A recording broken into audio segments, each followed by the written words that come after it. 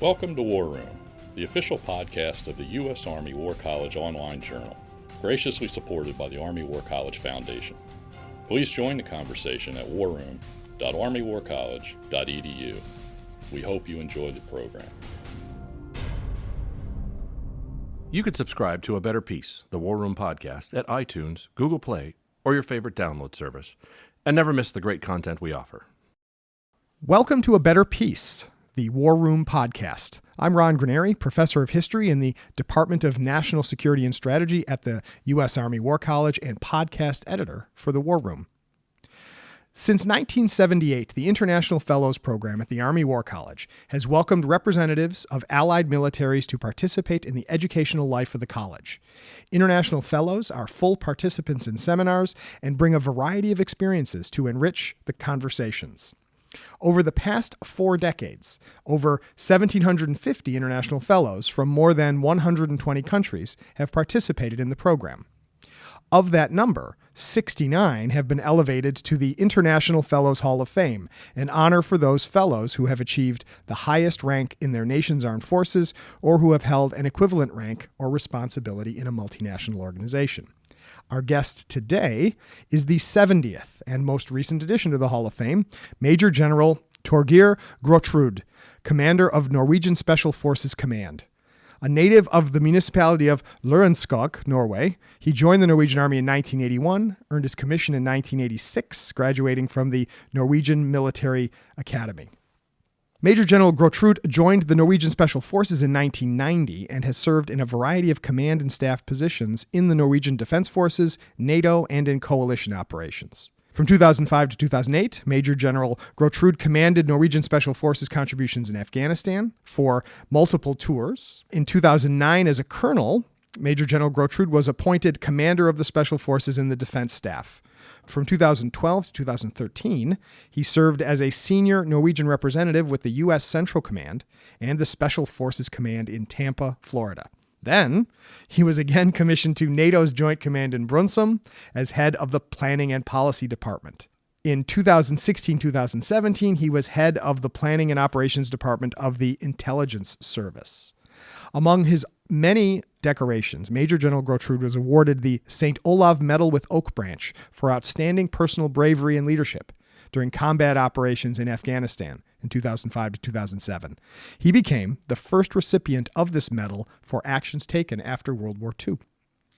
Major General Gråtrud has completed the Army Staff and Command course at the Norwegian Defense Staff College and is also a graduate from the Joint Command and Staff course at the Norwegian Defense Forces Staff College in Oslo.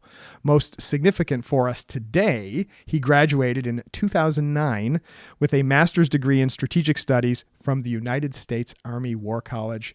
Welcome. Thank you very much. It's delightful to have you here. Welcome back to Carlisle, and congratulations on your induction into the Hall of Fame.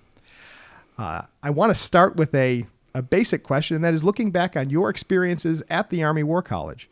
How did you find life as a War College student? Life was really good. Really good. In Pennsylvania and at the War College. And after multiple deployments to Afghanistan, it was really good to have a break and do some reflection. Mm-hmm. Mm-hmm. Do you give any advice to, or what advice would you give to an international fellow coming to Carlisle to be a student at the War College? First of all, most of the students do have families. Mm-hmm. So I think where they're coming from is probably a pretty busy job. Mm-hmm. So it's some quality time with the family. Mm-hmm. Mm-hmm. So I think that's a part of it. And also for international students to learn a bit more about the American culture and how we are running things over here. Right. When you came to Carlisle, you'd already been in Florida, correct? So you'd seen part of the United States. Yeah, I've been to Florida many times, of course, because the relationship with USOCOM in specific is very tight. Right. And very important for us. Right, for sure. As a strategic leader, we talk about here at the War College, we're creating strategic leaders, and now you have ascended to that level. What strategic leaders do you admire most? I would pick out one in specific that I worked with. and that's General Jim Mattis. Mm-hmm. Later Secretary of Defense as well. Well-known man. Mm-hmm. So I think what I admired there is his leadership. Mm-hmm. I mean, one day you could be a strong leader, giving pretty direct and risky orders. Mm-hmm. The next day he could serve pizza to the soldiers. Mm-hmm. Mm-hmm. So I think what he did was he managed all the levels, Mm-hmm. and also was very well respected from the bottom of the organization to his peers. Mm-hmm. So a role model, I would say, Mm-hmm.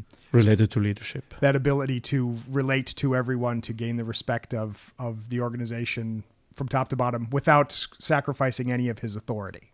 Yeah. Would you say we've had your colleague Major General Kristoffersen on to talk about, for Norwegian officers in particular, the experience of having been an NCO before you become an officer, and certainly before you become a general officer. Do you think that Norwegian officers have a particular appreciation for the relationship between officers and men as a result of that experience? I think the system we're having, which is not too different to yours, Mm-hmm. Is then the point to be concerned about the NCOs, Mm-hmm. the soldiers on the ground, and the guys who are really doing the job is important for an officer. And this is going back to the officer education as well. Mm-hmm. So for me to have been a private corporal sergeant, Mm-hmm. and then I did the military academy. That was very useful experience, I think, Mm-hmm. to have been on the bottom of the organization yourself. Indeed. Yeah. It is when you see it at all levels, it does shape your expectations by the time you get to the top, I imagine. I wanted to ask you about your experiences in Special Forces, if I may. In your role as commander of NORSOCOM, Norwegian Special Forces, how does that shape cooperation with U.S. Special Forces, and does Norway have a particular relationship within this global Special Forces network? Yeah. There has always been a very tight relationship between U.S. Special Forces or SOF, I would say, and the Norwegian SOF forces as well. And that's going back to the Second World War. Mm-hmm. I mean, the OSS had a 99 battalion under their command. That was mainly guys from Minnesota, I mean Norwegian Americans, Mm-hmm. that knew the area up in Norway. So I think it all started there, and they did a couple of good operations in an occupied Norway. And of course, since then, there has been a very, very tight and great link, especially on the unit level. Mm-hmm. I mean, battalion to battalion. Mm-hmm. But of course, as we grow into a bigger structure, Mm-hmm. The operational level and the strat level has also really got a very good cooperation and relationship. Mm-hmm. And so this was both within your work within NATO and certainly your experiences in Afghanistan involved that kind of cooperation and networking. Yeah, and we also stood up, or I was the projects officer for Bill McRaven down in Tampa, Mm-hmm. when he stood up his international cell within US SOCOM. So that I was a part of that as well, and that was very interesting. Suddenly, 14 nations were members of US SOCOM. Really? Yeah. So it was a mini a mini multinational organization there to work that out. And that was a part of the Global SOF network as well, of course. Mm-hmm. So I think it's important for the U.S. side to have a pretty good insight and situational awareness what's going on in the different regions in the world, and also to synchronize and coordinate different efforts around. And what about regional cooperation for Norway and its neighbors, Nordics and the Baltic states? The idea that there's cooperation both among NATO members, but even with non-NATO members, like say Sweden and Finland. How does Norway manage its relations regionally? You know, we're up in the Arctic area. Most of us that you are discussing, and of course Sweden, the cooperation with Sweden, Finland, even if they're not NATO members, is very vital. Is as vital as having good partners within the alliance, because we are sharing borders. We are watching the new normal situation with Russia. Speaking of neighbors, yeah, that's also a neighbor, of course. Right. So, and we also have the Nordic cooperation, which is a defense cooperation as well. And you also, as part of your varied experiences, you also participated in UN multinational force in peacekeeping force in Lebanon. And I am curious about how is cooperation within a UN operation different? I assume it is different from working within NATO or working in NATO operation, of course. But how is it different? Well, you know, that's quite some time ago. Yeah. That was late 80s, beginning of the 90s. So you were a young officer then? I was, but you know, traditionally, since UN stood up, we have always taken part in UN operations. That started in Kashmir. Right. And it went on in Korea, Gaza, Right. Palestine. So that was a typical role within the military to send an infantry battalion, for example. But of course, that also changed in the 90s when the UN mandate was proven to be not strong enough in Bosnia and Herzegovina. So since then, it has been more and more coalition operations or operations under NATO command. But back in the 80s, we were a relatively bad skilled infantry battalion. But the people were good, but the training was not that good. And the equipment we had was relatively okay. But my reference was a normal infantry battalion back home in Norway. And when you meet up with different nations, battalions from Nepal, from Fiji, from Ghana, the interoperability is just not there. That's the word I was thinking of, right? Even to the point you couldn't even share ammunition for your sidearms. No, because they had the AK-47s and we have the AG-3 at that time, so that was not easy.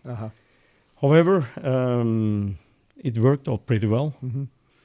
But remember again, it was a peacekeeping operation.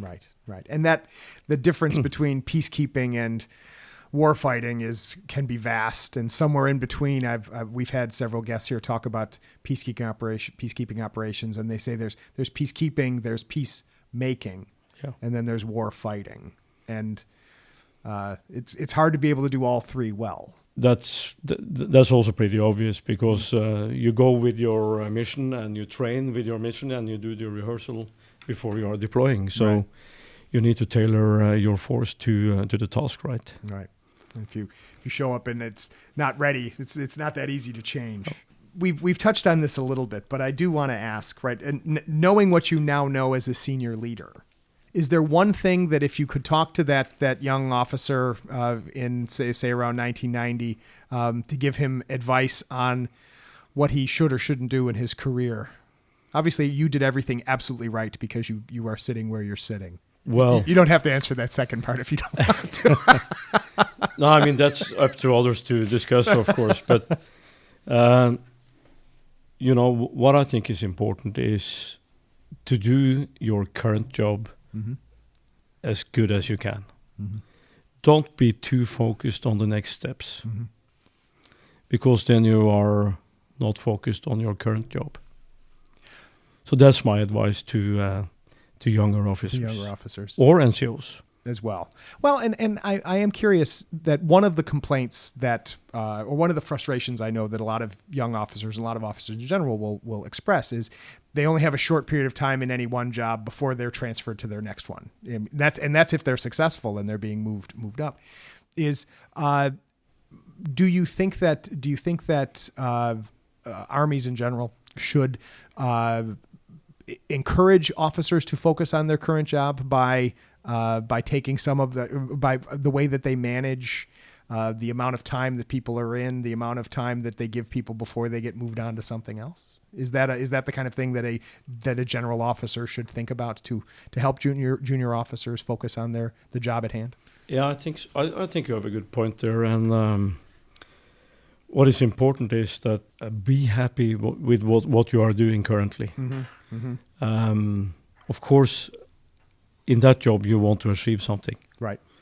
And if you have 1 year only, you feel that this is a rush. Mm-hmm. If you have 3 years, because the first year you do the situational understanding. Mm-hmm. Right. Next year, you are deciding what to decide. And last year, you are taking some calls. Mm-hmm. If you don't have enough time there, you may take the wrong calls. Mm-hmm. Mm-hmm. So in the Norwegian system, and my sub-commanders, the normal time is also from 2 to 3 years. Okay. However, I always want them to stay for 3 years. Mm-hmm. Mm-hmm. Because then you don't have a rush, and then you are doing better decisions, I think. That's and that if you send that message that people know when they come and they join your staff, they know that they can plan on, assuming they're doing their job well enough to keep it. Right. Yeah, and some of the guys they think they have a lot of, they think they have little time, Mm-hmm. Mm-hmm. Then I'm telling, take it easy. Mm-hmm. You have a lot of time, and if needed, I'll extend you for another year, because you need to have this experience on this level before you are moving up to the next level. Right. What's your typical day like? You've been commander of Special Forces for 2 years. Yeah. And assuming that there is anything like a typical day for a commander of Special Forces, what's a typical day like? A typical day is your calendar is full. Uh-huh. So you wake up in the morning and you're handed a full calendar. There is no white space. And you think you are going to different meetings. Mm-hmm. Suddenly, somebody is changing your schedule. And then you will Rolex some of the meetings to the next day. Uh-huh. So to fill that already full calendar. And it's a lot of traveling, of course. Mm-hmm. Of course. Over to here, to different nations in Europe, to areas where I have people deployed. So I think what I'm wrestling with is having enough time at office. Because the office work doesn't go away when you're not there. It's just waiting for you when you come back. The inbox is growing when you're away. Do you? Is there a moment in an officer's career where you think there is the sweet spot between the responsibilities placed upon you and the time that you have to actually accomplish those responsibilities? Is there a moment you look back on and you say, that job I really felt like the balance was right? Or is it simply a matter of an ambitious officer is always going to feel like there is so much more to do than he or she has time to do? I think what we are lacking. Mm-hmm. And that's also going all the way down in my organization, down to the bottom. Mm-hmm. It's enough time. There's enough time. That's the challenge. Mm-hmm. And I guess, well, as I see it, in the special forces, Mm-hmm. you want to be really good in what you're doing. Mm-hmm. Mm-hmm. But sometimes you need to find the middle ground. Mm-hmm. And to find the middle ground, that's tricky. Yeah. Because you never want to tell anybody, this isn't important, you don't have to do it, right? You want to do everything well. True, and that's coming back to priorities. Mm-hmm. You need to set priorities, Mm-hmm. and you should try to follow them. And so your job at the top, right, is to set the priorities further down, but then each individual, I think if we think of this in terms of mission command, right, every individual officer has to figure out how they can best fulfill the responsibilities placed on them and the priorities set by the boss.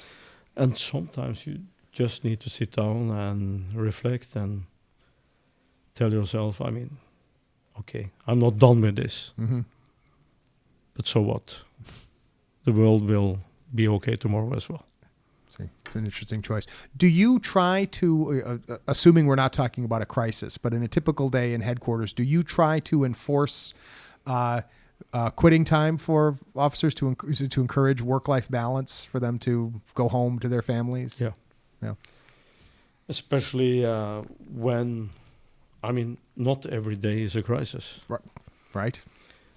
So it's important to take care of the families, of course, Mm-hmm. to Mm-hmm. take care of your friends, Mm-hmm. to one day walk out of the office at 3:00, Mm-hmm. not 9. Not. So sometimes I even order people out of the office. Uh-huh. Then they're telling, boss, you're still there. Yeah. Forget that. But now I'm speaking about you. Go home. So that's leadership, right? To tell people what they. Yeah, leadership is, in my head, everything. Mm-hmm. What, in your experiences with the Army colonels and their equivalents, so since your experience at the War College, what do you think separates the best colonels that you've met from the others? I think that also depends what kind of position they are in. Okay. Typical command jobs, then the answer is pretty easy. Mm-hmm. Then you have those that are taking really good care of their soldiers Mm-hmm. and operators, Mm-hmm. and those that are more concerned about their own career. Mm-hmm. Which the first part is, of course, the right answer. Right. So, and then you need to give them advice. Mm-hmm. And some are born with good leadership genes, and some are not. But you can also train this, of course, Mm-hmm. to a certain point. Right. What's the hardest thing about being a general? It's a lot of fun things, of course. Yeah.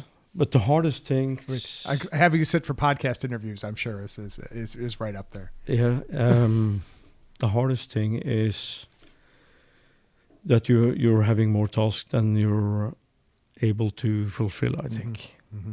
the time dilemma, Mm-hmm. and also the opportunity to go out and see the troops, Mm-hmm. because you're dragged in all kinds of directions. Right. One day it's you're a part of the leadership meeting with the chief of defense.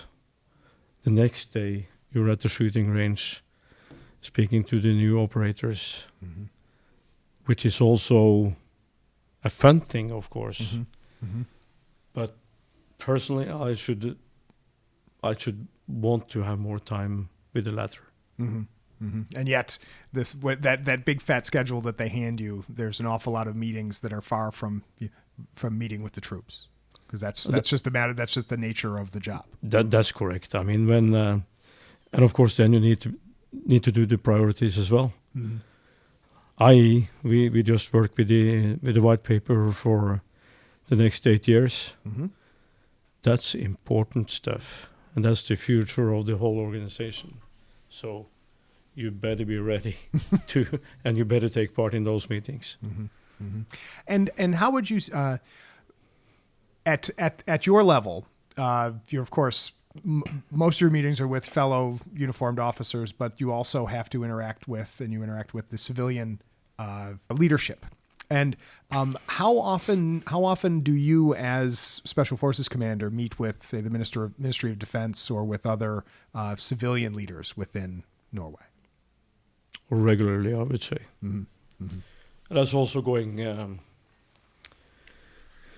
with our location. We're located in Oslo, the capital. As a strategic force, we have a short way to speak to the minister, if needed, through the Chief of Defense, of course, and also with the other agencies, like the police, Intel Service, Custom, Homeland Security. So that's very often.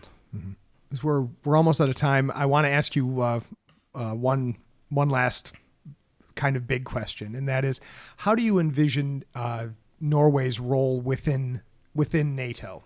Does Norway consider itself a leading state within NATO? Does Norway consider itself a good partner, because it is a good partner? But how does a state the size and shape and heft of Norway conceive of its place within the alliance? Our strategic location up in the Arctic and also above the Arctic Circle, indeed, tells something about the focus, right? And we have a new normal situation with Russia. And I think it's very important for us to be NATO North in Europe. That implies you need to monitor pretty closely what's going on in the Barents Sea and up to the Arctic, and to also share the information that you are finding out, and we're living up there, so we know the situation. Right. So I think we have a leading role related to our location and also to winter warfare, for example. For sure. I mean, you have heard the story that Norwegians are born with skis on. I was going to ask, because your hometown is further to the south, so you're not from, but south is a relative term in Norway. Yeah, it's still snow there. It still snows there. You. So we have some expertise there, and even with all the technology, etc., it's important to be able to survive out in the field. Right. So what we see is also a lot of interest from the United States and other allies related to winter warfare. So I think that's important. Indeed. As a student at the War College, you went on the staff ride to Gettysburg, I am sure. And the Union Army, of course, the far left of the Union Army was anchored by Joshua Chamberlain and the 20th Maine at Little Round Top.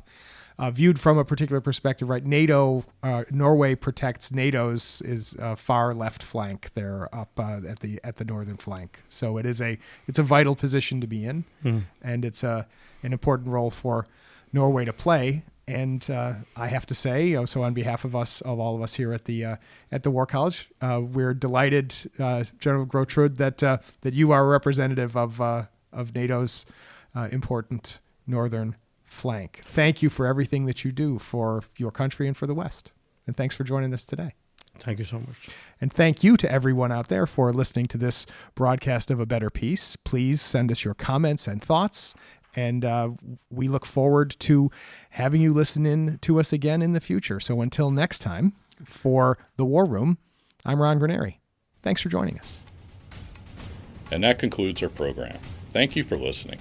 The views expressed in this podcast reflect those of the speakers and do not necessarily reflect the views, policies, or positions of the U.S. Army or the Department of Defense. Let us know what you think. Provide us your feedback, comments, or suggestions through our webpage at warroom.armywarcollege.edu, and have a great day.